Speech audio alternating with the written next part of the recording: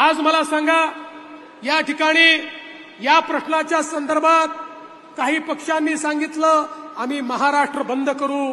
माझा त्यांना सवाल आहे, 2020 मध्ये नांदेडला बलात्कार झाला, तुम्ही चूप होतात, तुमचं राज्य होतं. 21 मध्ये साकी नाक्याला इतकी भयानक घटना घडली, तुम्ही काही बोलला नाहीत. 21 मध्ये पुण्यात सामूहिक बलात्कार झाला, तुमच्या तोंडातनं शब्द निघाला नाही. 21 मध्ये बीडमध्ये बलात्कार झाला, तुम्ही काही बोलला नाहीत. सिंधुदुर्गमध्ये झाला, तुम्ही काही बोलला नाहीत. अरे एवढंच काय, कोविड सेंटरमध्ये बलात्कार झाला, तुमच्या तोंडून काही निघालं नाही. आणि त्या कोविड सेंटरमध्ये दुर्दैवाने आमच्या एका बहिणीच्या गुप्तांगातनं स्वॅब घेण्याचा निंदनीय प्रकार झाला, तुमची तोंड उघडली नाही. त्या ठिकाणी कलकत्त्यामध्ये इतकं भयानक निघृण अशा प्रकारे आमच्या बहिणीवर अत्याचार झाला, तुम्ही तरी देखील ममता दिदीची तारीफ करत राहिलात, तुमच्या तोंडून निघालं नाही. आणि आता मात्र केवळ राजकीय हेतून प्रेरित होऊन या ठिकाणी बंद पुकारताय. अरे खऱ्या अर्थानं जर तुम्हाला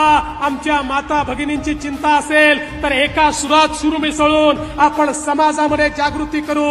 एका सुरात सूर मिसळून अशा प्रकारच्या विकृतींना त्या ठिकाणी ठेचून काढू. पण तुम्हाला त्या ठिकाणी निव्वळ राजकारण करायचं आहे. अशा राजकारणाला आई जिजाऊंचा महाराष्ट्र कधी बळी पडणार नाही, हे देखील या निमित्ताने लक्षात घेतलं पाहिजे.